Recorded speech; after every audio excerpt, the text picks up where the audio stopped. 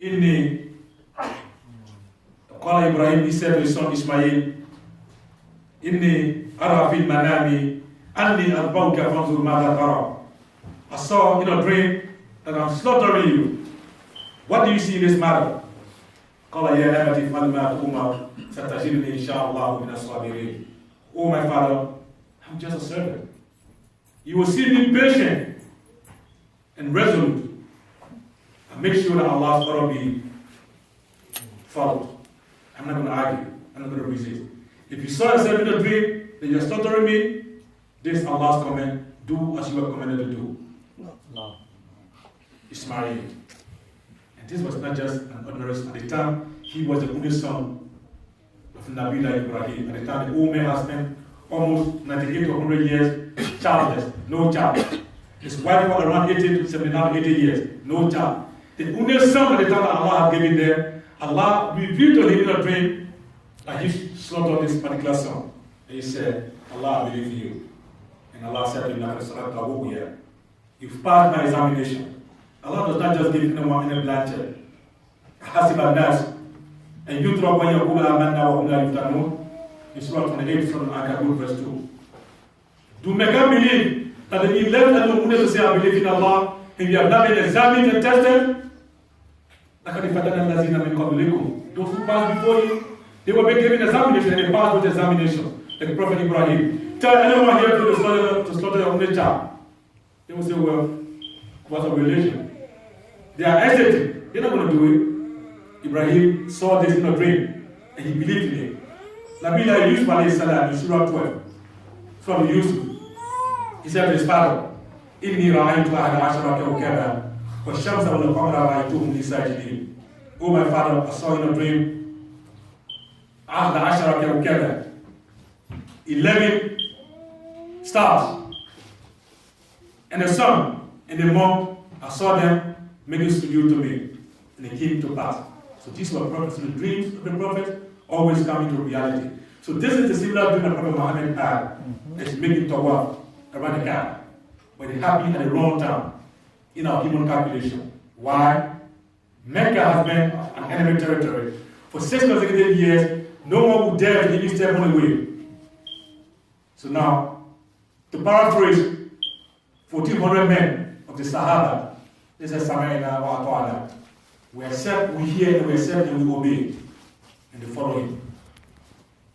Mo kwamina nibi umabale for nwa mo wilibi ko koke de katimi afoka tila sawo betimi no ko tukadua ko bai afaka ba pepe akachi baroke ala ina chi barolo ko yeta wa kumaka ke yi ku kumaka ke maka wo ke lawe sani woroke islama kile ati ku no kawi sebe madina shaka maka shaka ka madina mu yako mu ye wala kuno kumaka tu sake na mbaya mu wala kuno kuma sake na mbaka tu sai wolo islama ati ku no kawi sebe maka shaka ka madina kwale we chibalolo kapo abaje yi maka ke mais tila se mu chibalo mikela we tila ya sama kandidele kama so ala ye sama kan fala tila unye ana musa na unye ya sama lema ajuna kuma jibril se da lo kuma ni directly mu takana se malaka takana se ko jibril na takana sama na se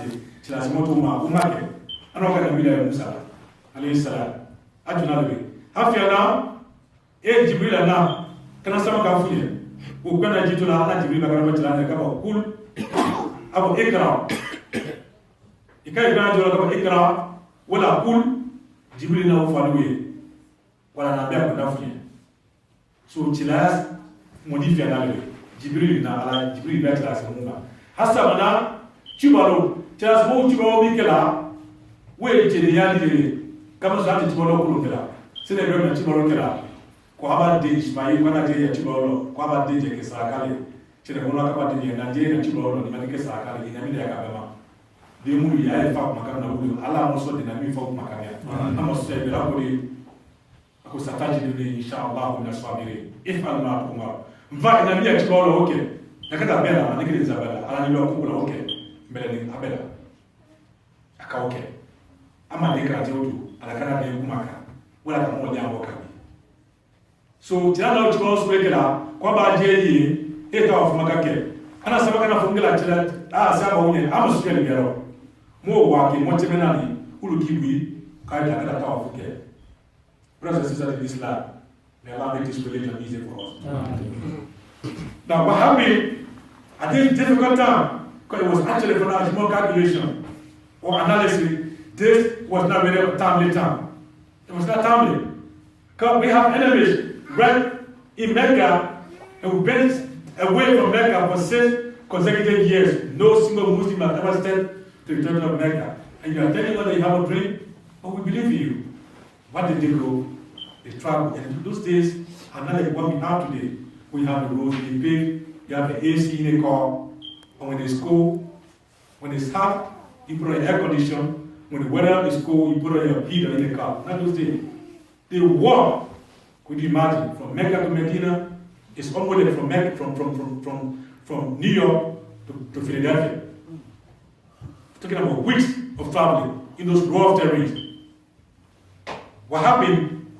The Quraysh of Mecca, when they received the information that the Muslims are heading towards Mecca, they dispatched a troop headed by Khalid ibn Walid. This is a man that later became a Muslim, not just a Muslim, but a full bearer of Islam. Now, what was the strategy? Because those days, we all know in the Quran, Mecca, Man dakhala wa kana amina. Even from the day of Jahiliyyah, because this is a right, this is a law that was put in place during the time of Prophet Ibrahim alayhi salam. Man dakhala wa kana amina. According to Ibn Umar radiallahu anhu, he said, those days, even if someone kills your parent and they happen to escape to go to Mecca, you see them in Mecca, you don't even touch them. Because Mecca was a place of amn. And amn means security. Your enemy, when your enemy escapes from you and enter Mecca, that's amnesty right there. You can't touch them. The Mecca, they were cognizant of this fact. So what did they do? They did not allow the Muslims to enter Mecca, but rather to come to intercept the Muslims before they could enter Mecca. So what happened? The Prophet ﷺ received information from an advanced team that the Quraysh of Mecca are coming to intercept you. So he diverted. In a nutshell, they reached to a place called Hudaibiya. Now, some scholars are saying Hudaibiya is the name of the location. Some say Hudaibiya was a well. Allahu A'lam. But whatever be it, this is the place, the name of the place where this particular incident took place. Now, what happened? Back and forth, they were sending emissary to come and have this negotiation. And what happened? The last person they sent was Suhail ibn al-Amr. Suhail ibn al-Amr, a very interesting figure. Suhail was the most eloquent, they used to call it the orator, al-Khatib. He was very eloquent, sweet tongue. He sent him to come to negotiate, to bargain. And they believed in him because they knew at the end of the day they're going to win.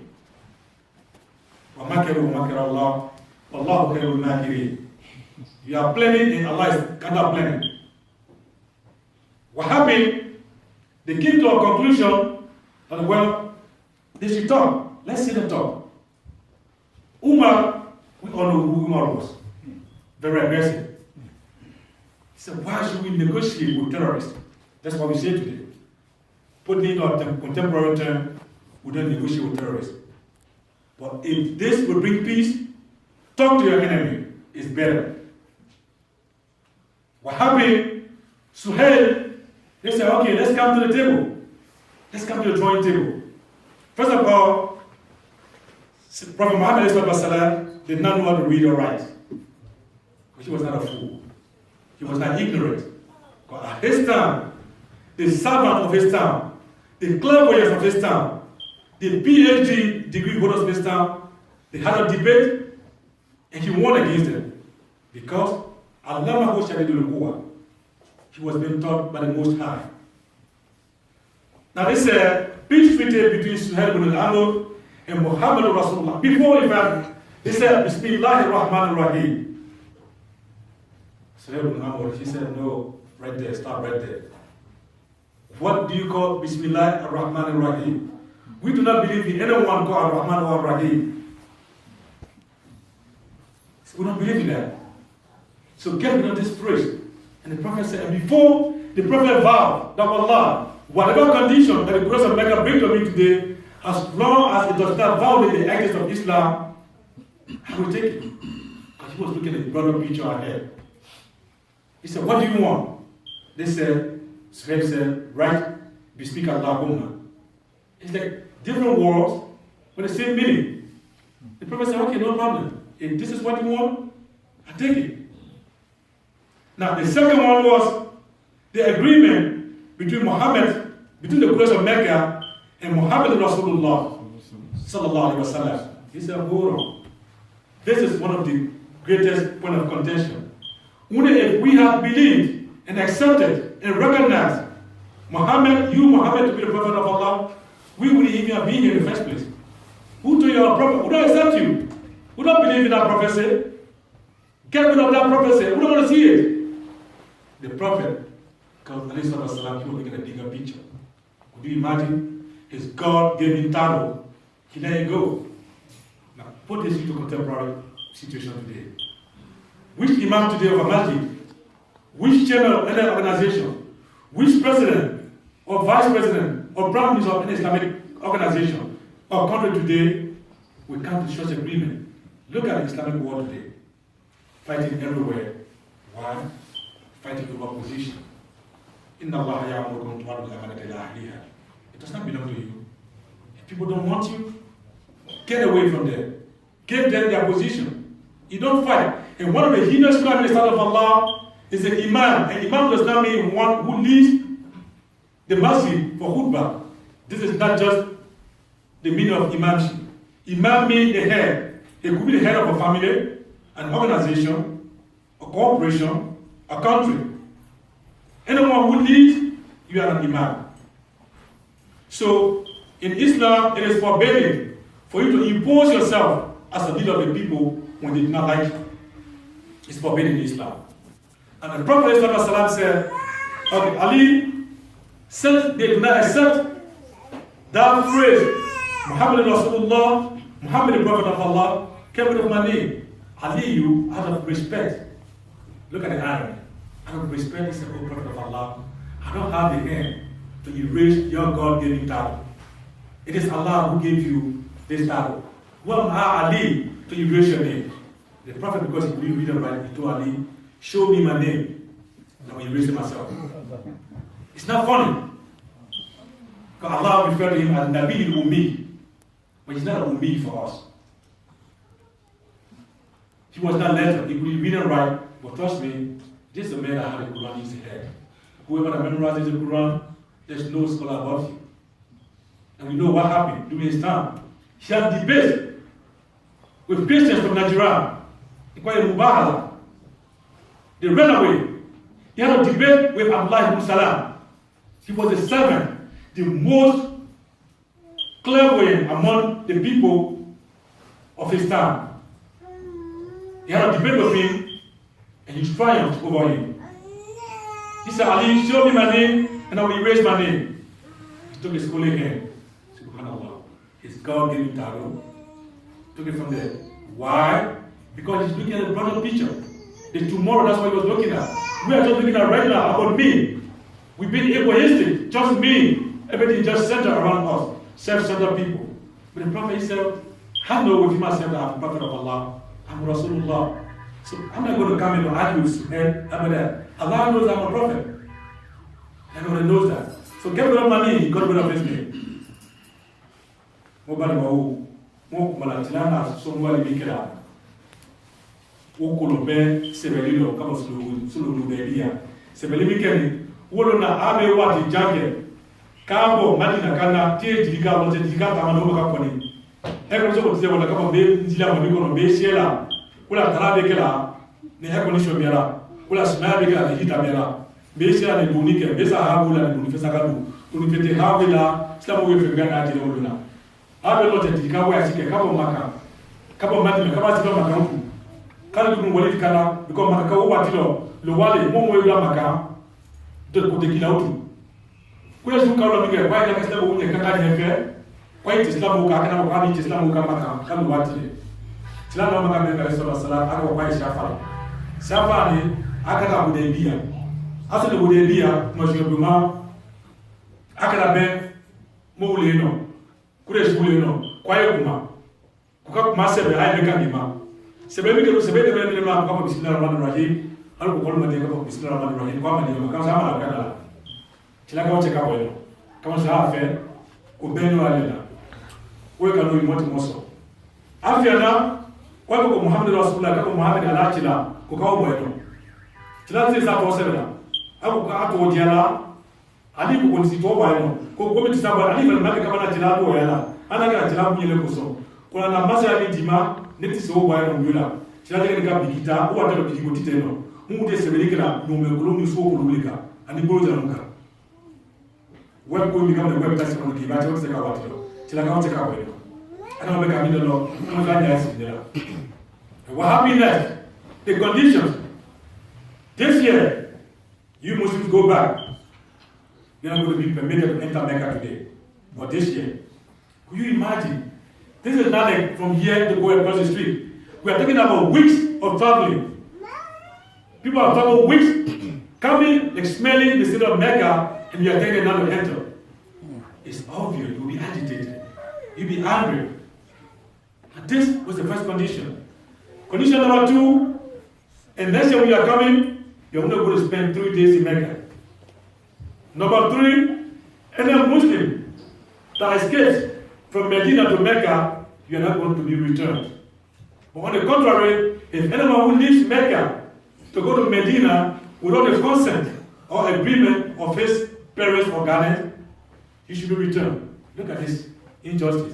When a Muslim go to that territory, everything is okay. But if someone leaves that territory to come to the Muslim land in Medina, he should be returned. Besides, 10 years, the cessation of hostility. 10 years, neither should the Muslims attack the Quraysh, nor should the Quraysh attack the Muslims. 10-year amnesty. This was one of the best conditions of this deal. We're going to get it, inshallah. Now, these are some of the conditions. And what happened? Suhail bin Amr, at the time they had not even endorsed the deal yet. They were still in the process of writing. His son, Abu Jandal, when he embraced Islam, he was then changed by his people. They tied him. The brother said, Tabi. They tied this man. What happened in maneuver? When you realize, when you receive the information of the Prophet and the Muslim, when he asked at Hudaibiya, while being chained, he escaped, stayed in the chapel of the chain, he came and brought up the Muslim. The Prophet was there. And look at these brothers and sisters. Look at what the Prophet did. Suhail said, oh Muhammad, this is the examination of our treaty. Here's my son. We have a deal. The Prophet said, no, the deal is not yet been endorsed. It's not yet been signed. I think when you endorse a deal, you have to sign it and seal it, right? But the time they are still in the process. So this is not part of the deal. So I say, either you gave me a song or we abort the whole negotiation. The Prophet looked at Abu Jandal. He said, go. He said, oh Prophet of Allah, are you going to forsake me for the disbeliever? Do you imagine? Can you calculate what you're going to do to me? You're going to leave me with these people? The Prophet said, Fasbir wa ma sabruka illa billah. Be patient and resolute. Pray to Allah and Allah will save you. And Allah saved you. Right. And then, what happened? After this deal was signed, Umar was really, really agitated. That's combined frustration. Traveling weeks in this hot sun. You know Saudi Arabia. We know the temperature there, right? Not like Philadelphia or New York, New Jersey here. We're talking about extreme degree, a temperature in 100 degrees. People travel there for weeks. Coming with the intention that already reached Mecca, coming to be intercepted and you have to go back this year. They were mad and angry. Right. Umar said to the Prophet, are we not on the path of truth? The Prophet said, yes, of course, yes. Are you the Prophet of Allah? He said, yes. They said, why should you immediately us in such manner, O Prophet of Allah? Didn't you tell me you had a dream? The Prophet said, yes, of course I told you. But now why are we going back? The Prophet said, I had a dream and I told you. Did not tell you that this was the year? He said, no, so maybe Allah has not accepted it. So let's go back. Umar was not happy. The Abu Bakr had to tell Umar, you got to compose yourself. This is the Prophet of Allah. And the Prophet was happy. He told the people, his followers, let's go back. And before we go, we're going to perform our Umrah here. Let's shave our hairs, or clean our hairs, and make the ritual here. Trust me, 3 times the Prophet repeated this order, not a single Muslim obeyed. They did not say no, but like, people were just looking at him. What are you saying? Could you imagine where we have come from? Up to this level? You are telling us to go back? They didn't do it. This is the only and first time in the history of Islam that the Prophet gave an order and no one executes. But this is the nature of human being. The Prophet said he went to his tent. Some scholars say it was his wife, Salama. Some say it was another wife. But in essence, one of his wives, he went to his wife and told his wife, this is what happened.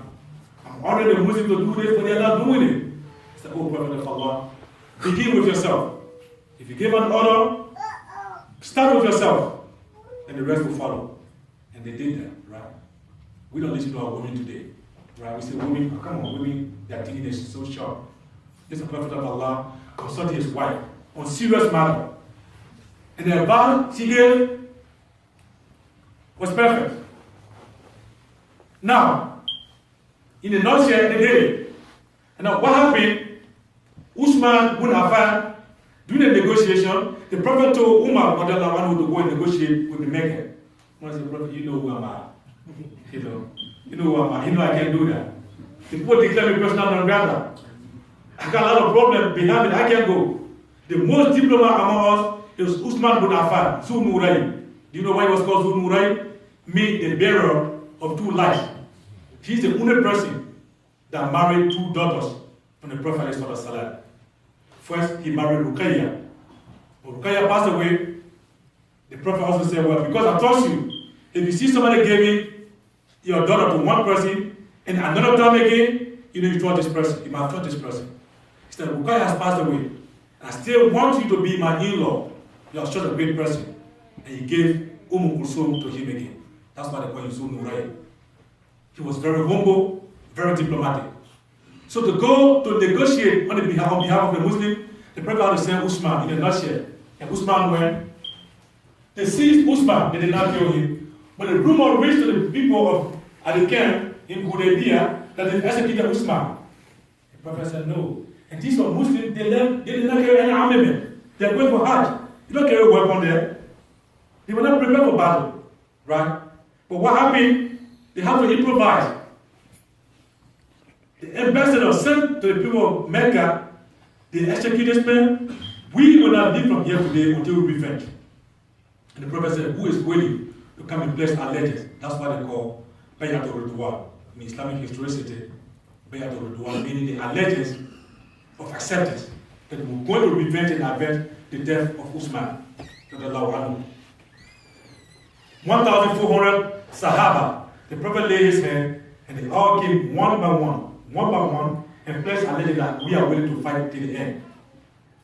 And then, when the time of Usman was not there, he was absent. For him, the Prophet himself, he took his other hand, the right hand, and put it on his left hand, and this is Haza Bayat Usman. Because if Usman was here today, I'm quite sure he would have taken this oath of allegiance. This is how they trusted each other. Now, these are the people that Allah referred to them in the Quran. In Surah 48, verse 18, Allah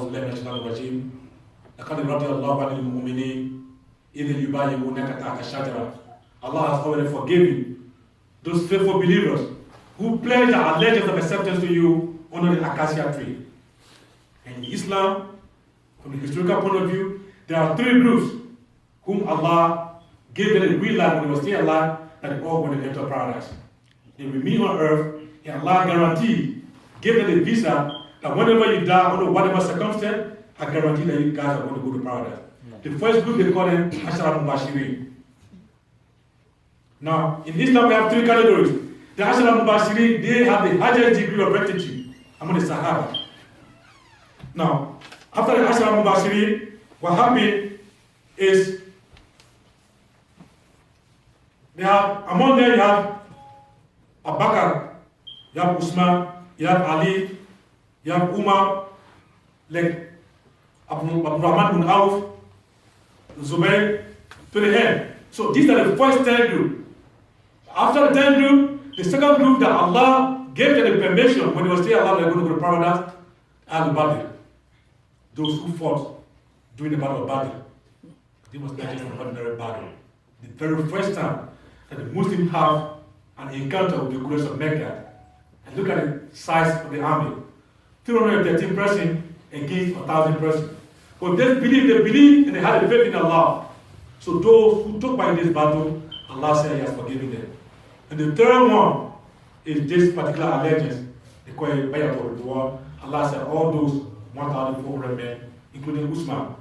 And Usman is very interesting. He's a very interesting figure.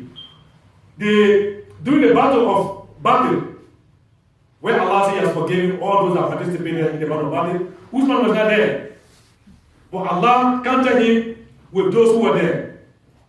Why? Because Allah, if this was not with him at the time it happened, his wife, the prophet's daughter, was severely sick. So the prophet gave him a permission to stay home. And he took his wealth to spend it for the cause of Allah. So he was not in Badr physically, but Allah put his name among the people of Badr. Bayatul Ridwan, he was not there physically, but Allah also accepted him to be part of them. Because if he was there, he would have been part of it. So what happened? The Muslims, they went back. And now, what is the importance of this particular incident? Why should Allah call it Fatha Mubina? A clear victory, manifest victory. There were so many battles. Look at the battle of Badr, right? For us, in our eyes, it was a clear victory. Because the Muslims won with no objection. Killed 70% in action, captured 70% in action, some were wounded. Right? And Allah with all that He did not call it Fatwa Mubina. Because our strength as Muslims lies in tolerance. Our strength lies in peace. Our strength lies in negotiation, not in violence. ليس الشديد بسرعة إنما الشديد من يمنع نفسه من الغضب. Your strength does not lie in your immediate negative reaction, but rather the time you take to properly think and do the right thing. This is what Allah said in the Quran in Surah 3, Surah Al-Imran, verse 134. أعوذ بالله من الشيطان الرجيم والكاظمين الغيظ والعافين عن الناس والله يحب المحسنين. Those who suppress their anger when they are angry, and those who pardon people when they have been wrong, and they have the means of retaliation for the living for the cause of Allah. Wallahu yuhibbul muhsinin. Allah loves those who are patient and righteous. May Allah make us patient and righteous. Now, Allah said this is the Fatwa Mubin, clear victory, because before the 5th year, which was the Hudaibiya-Part2, and after 2 years later, let's assume from the beginning of the Hijrah to the 5th year, the number of Muslims that have accepted Islam at the time, and then during that short period of time, the 2 years after this period, there were 10 times more Muslims in that 2 years period than the previous Muslims combined in the 5 years period. Why? Because time was given for Muslims to make da'wah. Islam is never challenged anywhere if we come in terms of debate. Because we don't have anything to hide. This kind of cause, Dinul law. We don't have anything to hide. We don't have any secret. We know what happened in Ethiopia when Sayyidina Ali brought Ja'far ibn Abi Talib to represent the Muslims before the nigger. Before the 3 minutes, the debate was done. It was done. The Muslim won. So everywhere the Muslim had a debate, they will always win because we are on the truth. So during this 2 years period, because 2 years after the Hudaibiya-Part2, the Muslims, Allah gave them the victory, they conquered Mecca. Why? Because had it not been because of that peace treaty, had they fought that day, in fact there were some Muslims in Mecca at the time who have embraced Islam secretly. But nobody knew. But the Prophet Allah always communicates with him. They did not fight. So they had this peace treaty. The moment they gave the Muslims, and within that treaty they said, you are free to make a da'wah and make a letter with whoever you want to. with no impediment. So within that time, Islam spread than the previous 5 years. So why? Because the Prophet ﷺ saw what the ordinary medicals did not see. They had a negotiation. They had a talk. Right? And besides, one of the most important things of that treaty is, for the very first time, that the Cross of Mecca recognized the Muslims as people. Because if you can say to someone to negotiate, that means you have accepted the person, you recognize that person. Before the Hudaibiya treaty, they didn't recognize them. Although they fight, they had so many fighting, they fought a lot. But there was nothing accepted. On this day, they accepted because we sat on the drawing table to give that condition, we gave our condition. At the end of the day, Allah said, you've won. And Surah Al-Fatih, Surah 40 of the Quran, this is the time this Surah was reviewed. Most people, like us students who have limited knowledge, will always say, Surah Al-Fatih was reviewed in Mecca. No. Surah Al-Fatih was reviewed 2 years before Fatih Mecca. So Mecca, the victory of Mecca was declared 2 years in advance. Where? At Hudaibiya. When the Prophet, before they could retreat to Medina after they performed the ritual, Umar went to him and tried to seek his pleasure, but he was not talking. For Umar, the Prophet was angry at him because the way he talked to the Prophet. But forget to know that he was in a state of receiving the wahy. After the wahy, he said, where is Umar? Umar came. He said, Allah has said, Inna fatahna laka fatuha mubina. And the only thing Umar said, the only question he gave, Afatun haza, is this a victory? He said, Bala, yes, this is a victory. Then he said, Allahu Akbar, sami'na wa ata'na. He didn't even ask, how come this is a victory? Because for us, still, there's no victory. We have walked 2 weeks in the desert, hungry. We've been denied entry to Mecca here, calling this a manifest victory. Where's the victory? But he did not argue. And Allah, His majesticity, what happened to Mecca, we triumphed, right? Why? Because we had a chance to talk, to negotiate. The strength of human being, especially us Muslims, lies in talking, dialogue. You don't take people by rumor.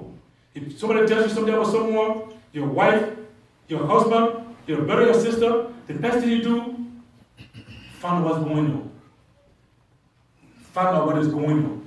Otherwise, فَتُصْبِرُوا عَلَى مَا فَعَلْتُمْ نَادِمِينَ إِنْ جَاءَكُمْ فَاسِقٌ بِنَبَأٍ فَتَبَيَّنُوا أَن تُصِيبُوا قَوْمًا بِجَهَالَةٍ فَتُصْبِرُوا عَلَى مَا فَعَلْتُمْ نَادِمِينَ. If someone just comes hastily to give you a news, a rumor, be mindful, ascertain, find out what's going on.